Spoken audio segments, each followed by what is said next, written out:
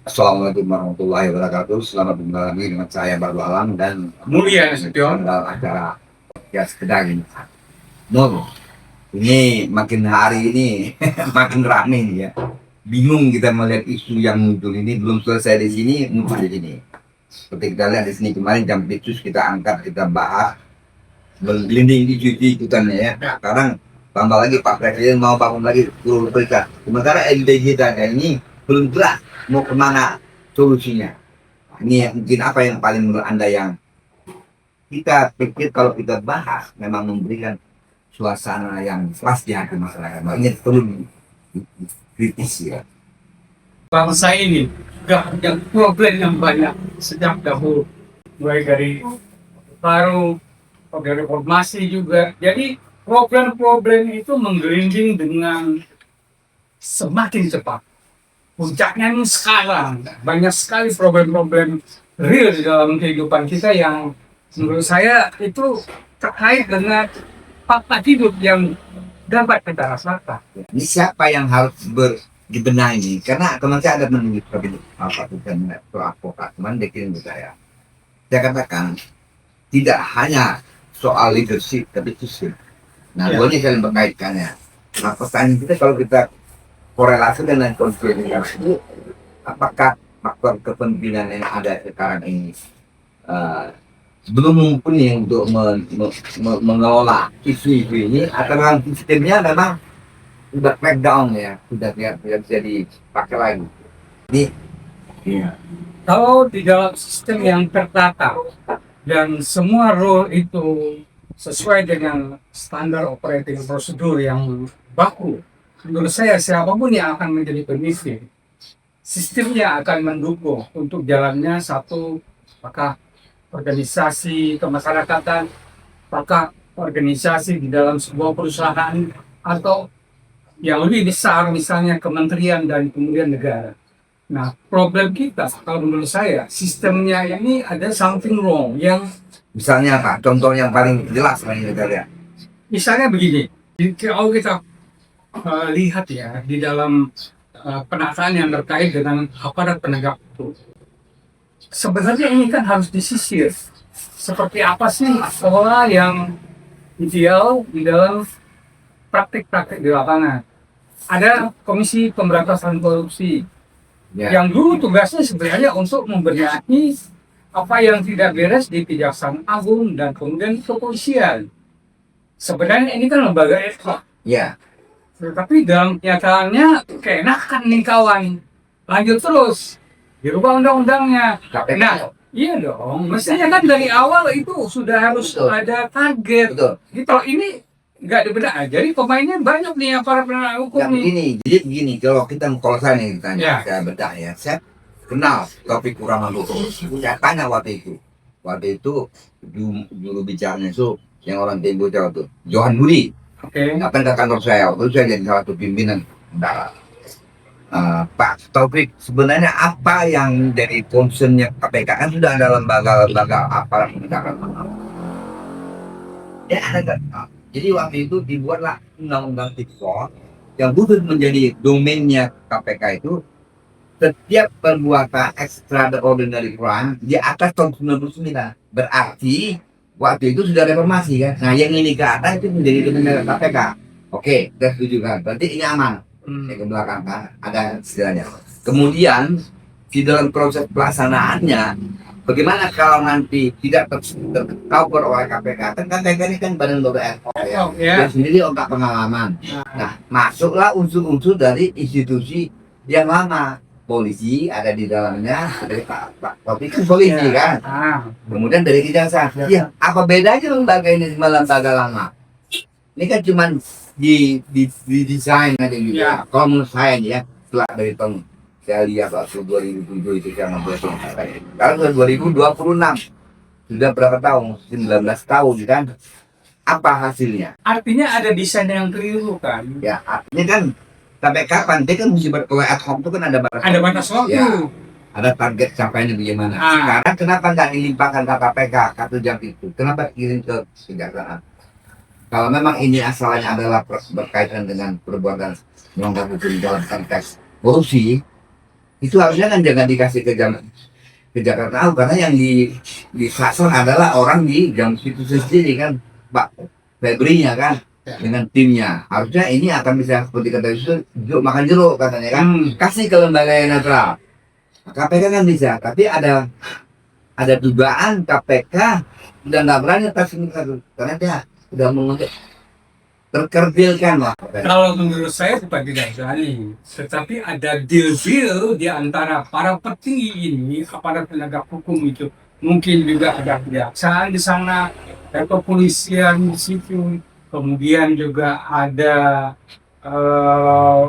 KPK sebagai pengawas yang akhirnya langkah komprominya udah kasih ke kejaksaan. Terus menurut saya sih satu langkah kompromi ya. Karena kalau misalnya ini diambil alih oleh Komisi Pemberantasan Korupsi, nanti itu akan melebar kemana-mana dan banyak pihak yang mungkin juga akan terdistorsi oleh case ini. Gitu loh. Jadi ya sekarang kalau dicoba untuk dilokalisir, sepertinya begitu. Kalau saya sebagai presiden, ini kan semua lembaga ini kan di bawah presiden. Ya. Ini eksekutif namanya. KPK ad hoc untuk penegakan hukum, institusi kejaksaan maupun polisi. Saya mau ini supaya ini publik netral. Karena kejaksaan adalah orang kejaksaan, jangan kasih orang kejaksaan lagi kan. Ini kan timbul masalah. Sungkanlah maksa diputuskan bakal bos kan. Begitu juga kepolisian. Nah, saya melihat ada masalah dengan Pak Presiden sebagai leader dari Partai Politik. Pak Prabowo ini harus kita kritis. Ini mau maaf nih Pak Prabowo. Bukan Nggak usah bilang maaf bang. ya, untuk karena secara kita untuk melihat ini jangan sampai nilai kita kebencian. Jadi kan kita bukan kebencian, tapi ingin meletakkan persoalan perundang. Ini kan bukan kami bukan ya. Pak Prabowo itu mungkin pengalaman sebagai seorang dan Kopassus ya, kemudian Pangkostrat dan sebagainya. Tapi negara Indonesia ada 230 juta penduduk ya, yang dengan keragaman persoalannya. Jadi saya pikir kalau kita lihat pergerakan makin ke depan ini, makin banyak masalah. NBG belum terselesaikan. Ya, muncul lagi satu. Terakhir dia akan membangun 10 universitas ketemukan dan memberikan warna Indonesia yang belum ada. Padahal garda depan pendidik kita lagi ke menterinya aja ditangkap kemarin, itu Nadiem Makarim kan, karena persoalan Chromebook kan. Sementara kabarnya ini pun juga belum dapat ACC dari, artinya istilahnya belum koordinasi dengan menteri yang existing Ministry of Education itu kan, soal ide-ide kan. Nah, maksud saya, apakah presiden bisa mengurangi dulu ekspansi yang tidak perlu. Ide yang berbeda, tapi fokus pada kasus yang belum terselesaikan. Kayak kasus yang bisu, kasusnya kita lihat NBG yang masih banyak menuai kritik dari mana-mana. Bahkan kemarin di Lampung katanya sejumlah guru demo menolak. Nah, ini kan kadang saya lihat ada juga bukan pada di Palembang itu seorang wartawan datang dengan guru melihat sendiri bagaimana menu yang dihadirkan itu, menu-menu itu sebagian yang dimakan oleh mereka, bagiannya tidak. Artinya banyak sekali resistensi di lapangan. Saya kemarin bahkan ke sekolah saya sampai SMA, aku gurunya saya ngobrol, banyak makanan NBG itu dikasih ke keluarga komplek. Di komplek ada betul. Oh gitu lah di sebagian sana. So, warga saya biasanya itu sebagian. Pertanyaan saya itu. Soalnya ini saya kan ngobrol sama Iya, saya yakin saya kalau dibagi-bagi lah ke sana. Jauh. Nah, saya sedih melihatnya kan uang yang dibelanjakan untuk itu besar, tapi yang dipakai oleh masyarakat atau swasta.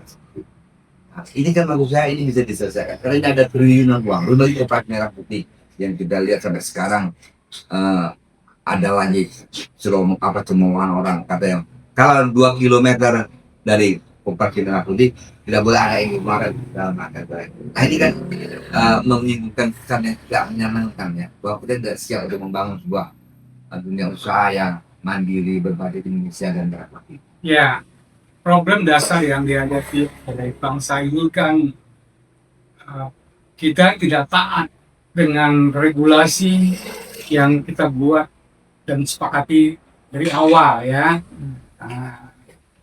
sering sekali ada celah-celah di mana regulasi itu juga punya titipan-titipan dari pihak-pihak tertentu sehingga ada ruang di mana ruang itu digunakan untuk 3D dan lain-lain hal yang terkait dengan kepentingan kelompok, perorangan, dan lain-lain sebagainya. Menurut saya, aturan-aturan yang terkait dengan apapun yang menjadi concern negara, termasuk eh, masalah yang terkait dengan NPD, menurut saya secara kebijakan mungkin ideal, tetapi bagaimana satu kebijakan itu juga harus kita sadari dari awal, harus ada riset yang cukup komprehensif mengenai bagaimana operasionalnya terjadi. Ya, Nah itu betul. hal-hal begitu yang Tapi menurut saya sekarang kan udah di jalan, ini udah bergerak nih. Kita juga udah jalan. Maksud saya apa yang langkah yang pada praktis yang dilakukan baca? enggak. Tadi kan Diberhentikan aja dulu sebagian yang nggak layak. bukan itu teknis bang. Maksud saya tidak bisa lagi mestinya hal-hal yang biasa dilakukan di pasukan itu juga di dalam praktek kita bernegara. Kan ada regulasi-regulasi yang harus ditaati, ada SOP yang memang tidak bisa cepat, tapi kan ada prioritas-prioritas atau problem-problem lain yang bisa diselesaikan oleh pemimpin masa kini menurut saya gitu loh ya. Jangan impulsif muncul gagasan terus harus dilaksanakan dalam waktu. Bisa nggak kita inventarisir Cepat, apa yang perlu dikritisi sekarang? Kalau menurut saya Pak Prabowo ini kan Pak terlalu meredemilitarisasi ya. Jadi ada unit-unit yang bisa diisi oleh sipil demam masuk militer ya TNI ya. Oke. Itu satu sama matinya. Nah, ini nggak baik ya. Nah, kedua, sampai katanya urusan penagihan pajak ya, dijen pajak itu udah melibatkan TNI double. Alasannya untuk koordinasi gitu ya. Ya, namanya orang mau bayar pajak, apa ini udah desa-desa. Orang melihat TNI pakai seragam merasa ini sama aja kayak orang dulu ya, narutin ya. Kasihan karena itu sendiri sudah susah. Kalau bisa bagaimana dibebaskan gitu. Kalau pajak-pajak. Belum lagi kita kemarin kasus yang melanda ada satu mobil, baca itu beritanya. Mobil apa Daihatsu yang di AI yang ditahan salah seorang satpam karena melanggar jalur penyeberangan pada saat merah. Ternyata satpamnya malah disuruh nyembah sama si apa driver apa nih, ternyata pakai aparat ya, bahkan ini kan jadi viral kemana-mana ya, dan bahkan dia diancam untuk dipecat, tapi sudah tahu bahwa waktu BKI si Rano Karno sudah bilang dia tidak akan dipecat. Maksud saya kok orang salah tapi karena yang kebetulan yang melanggar itu adalah kemungkinan itu kita belum tahu namanya Ya. tapi platnya D itu disuruhlah namanya si satpam yang sudah benar itu yang tidak apresiasi nyembah di situ Bang, itu kan cash ya. ya, tapi Menurut ini saya, kan contoh yang tidak baik ya. iya, cash itu kan banyak ya. Yang kita perlu concern adalah kebijakan. Menurut saya itu dong yang lebih top ya kalau kita mengkritisi pemerintah yang tertinggi misalnya gitu kan nggak mungkin juga dia ngurusnya. Itu kan praktek-praktek yang udah terjadi. Ya, ini adalah implikasi dari lemahnya ya. Ini saya melihat ada satu sistem nilai yang masih berorientasi dalam diri masyarakat ini. Kan masyarakat ini terlalu banyak lama dijajah. Jadi ketakutan yang terhadap hal yang bersifat akumulatif ya, yang berbagai pakaian apa itu selalu dijadikan alat. Contohnya Dirjen Pajak udah mengerahkan minta bantuan TNI. Buat apa sih kalau untuk nagih pajak semua orang kecil? Itu kan ada masuk kan, walaupun nanti tidak mesti TNI datang. Apalagi tadi ada juga katanya di konten di lain motor politiknya. Ini kan ngawur nih ya. Jadi apa ya? Kita tidak membiarkan ini terjadi. Kalau saya membacanya begini, pajak ini kan punya target yang sangat besar untuk mendapatkan collecting money ya untuk disumbangkan ke APBN. Karena kalau saya tidak dulu itu 80% gitu pendapatan pajak ini ya diantaranya gitu loh. Sementara mereka fokus kepada hal-hal yang kecil yang mereka cemeh. Mestinya Mestinya kan yang gede-gede ini yang harus ditebas dulu nih kalau memang ada pelanggaran-pelanggaran. Kan itu yang jadi prioritas gitu loh. ini yang Kan, eh, kalau itu yang jadi urusan yang lebih itu mungkin jangan-jangan mereka juga punya kepentingan untuk yang gede-gede ini dijagain. Ada juga yang mungkin masuk ke kantong oknum-oknum ya kan. Kalau yang kecil-kecil ini kan tidak dibiarin pun nggak bakal masuk ke kantong pribadi. Nah, karena itu ya mungkin Ya. caranya yaitu dengan lebih menggunakan pihak-pihak lain. ya inilah Nggak tugasnya. boleh dong. Ini tupoksinya Presiden Prabowo. Kalau saya sebagai presiden, saya pikir saya gunakan semaksimalnya otoritas ini di rakyat kepada saya untuk menindak ini. Mau perang apa boleh buat. Inilah resikonya. Itu namanya paling jangan bisa nilai. Karena seorang pemimpin itu harus ada 4, kalau Rasulullah bilang. Sindik, tabligh, amanah, katalah.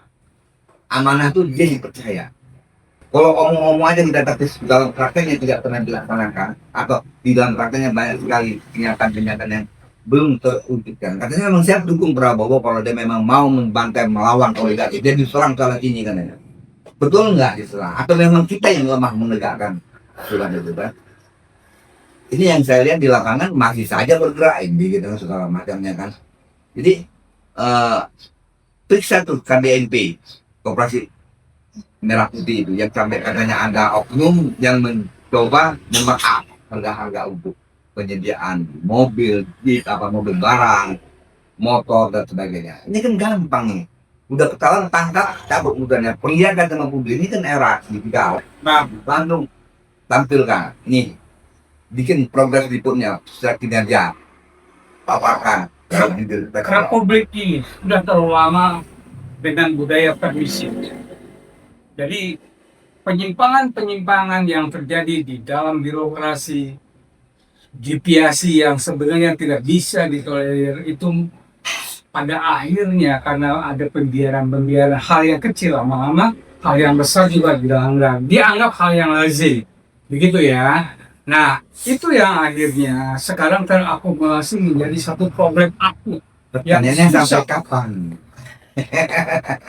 Terus sampai generasi 20 tahun merdeka. Dari kita 17 dalam 1 tahun umurnya. Masa belum tua, miskin juga, melihat yang sama juga. Saya dari mulai Pak Harto sampai ke era reformasi yang sudah sekarang masih juga melihat yang nggak beda-beda tipis saja. Sebenarnya Lebih parah ya, mungkin keadaan sekarang. betul kata Cek Ilir ya, dari nabi nggak ada yang baru ini. Jadi hanya yang berapa korbannya saja, pelaku-pelakunya. Tapi modus itu dan substansi isunya sama. Nah, ini yang saya amati perlu dibenahi. Saya pikir kuncinya ada di tangan presiden. Terlepas tidak presiden mengatur semuanya, tapi dengan power dia yang ada, dia bisa melakukan sesuatu yang berani. Lihat kuncinya. Ketika Rusia dihadapkan pada pihak besar-besaran, kemudian dia pakai pameran-pameran, dia kumpulkan itu. Ya, Ada bagian dia kasih ancaman. You bikin pabrik dulu, hidupin lagi biar gak ada yang gak atau tuh, kasih Ya. buat pilihan. Cuma gitu doang. ya betul menurut saya Hanya contoh-contoh dari pemimpin luar ya seperti Rusia mungkin menurut saya juga itu juga menjadi satu Data, referensi gitu loh ya Betul. di dalam penyelesaian problem-problem bangsa ini. namanya bicara, tapi action itu lah kan. Artinya jelas gitu loh. Berapa kita anggap sekarang oligarki kita yang punya power? Katakanlah 5 orang, 10 orang, udah panggil aja 10 orang 5 ini. Ini jangan dikasih pula semacam ada semacam saham yang sifatnya bisa melegitimasi dosa mereka ya, karena dia menanam sahamnya, dianggap dia sudah. Nah ini kan jadi masalah juga nih. Ya di belakang layar itu ada negosiasi bagi pelanggaran-pelanggaran yang terjadi dalam kasus misalnya pemakaian uang negara yang tidak sesuai dengan ketentuan yang benar, pada akhirnya bisa diselesaikan dengan jalur selakam asalkan denda atau ganti ruginya dibayarkan kepada negara. Menurut saya itu juga bukan cara yang benar ya. Kalau kesalahan pidananya harus diproses, kembali dibalikin gitu loh. Kalau- Sehingga penegakan hukum kita itu betul-betul tidak tumpul ke atas, tajam ke bawah. Nah inilah yang kita ingin dikatakan masyarakat. Masyarakat semakin apa? Saya lihat sendiri di lapangan day by day-nya ya. Bagaimana mereka susahnya. Bukan karena mereka nggak mau kerja ya. Masyarakat daya belinya terbatas. Yang punya duit itu adalah koruptor yang nyimpen duitnya di bank. Pegawai negeri yang punya penghasilan oleh negara di bawah pajak rakyat.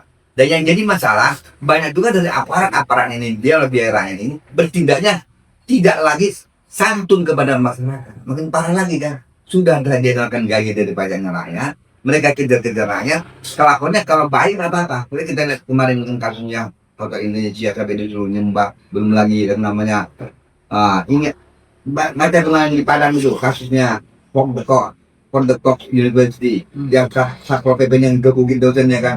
Masa seorang Satpol PP terus saya ngegebukin dosen yang ngaku tinggi ditarik. Udah masuknya sejak itu walaupun itu tanah negara kan terus dibangun dia terus secara baik-baik. Itu case bang. Iya, tapi case ini bisa menjadi indikator Oke. sama kita betapa beringasnya perilaku aparat itu. Gak boleh, ini mencederai secara umum. Ini yang harus kita Ya. kalau menurut saya, karena terjadi bukan di satu tempat, berbeda-beda yang pertama. Jadi, Ya. Kebetulan dalam 2 hari terakhir saya kan juga observasi ke pasar-pasar. Ada satu produk yang sedang saya jajaki ya. Nah, secara tidak langsung saya wawancara dengan lebih mungkin 20-an pedagang ya untuk menawarkan produk yang saya bawa. Intinya di pasar real, pasar tradisional sedang terjadi dulu Pak, di mana omset atau daya beli masyarakat itu turun drastis menurut pengakuan desain mereka ya. aturan ini ada. Memang perlu riset untuk menyatakan bahwa daya beli lemah ya, tetapi menurut saya kita sebagai wartawan mengangkat itu dari pengalaman empiris masyarakat gitu ya. Nah, menurut saya ini juga problem serius yang pemerintah juga harus aware dengan kondisi ya. Mungkin alasannya ada shifting lah segala macam. Oke, tapi kan problem real ini kan harus tetap diamati dan dicermati secara nyata. Jangan hanya mengandalkan statistik yang juga statistik kadang-kadang juga dikerjai juga ya. Jangan sampai penunggu terjadi ledakan. Betul. Ya, itu yang paling kita ingat. Jika gerakan ini membuat masyarakat jenuh, Ya. sampai kalau bilang aman-aman aja bensin segala macam di Medan tetap aja gombol orang nggak kayak apa goblok ya. Orang itu punya mata, punya otak, masa ngomongin lagi kan? Ya. Maksud saya, Nggak boleh. mulailah kita belajar jujur amanah. Jadi itu tadi kita sambung lagi ya, karena ini Ya. kita ini kan tadi perbincangan kami di kedai dengan ya. Semoga bermanfaat. Assalamualaikum warahmatullahi wabarakatuh. Waalaikumsalam.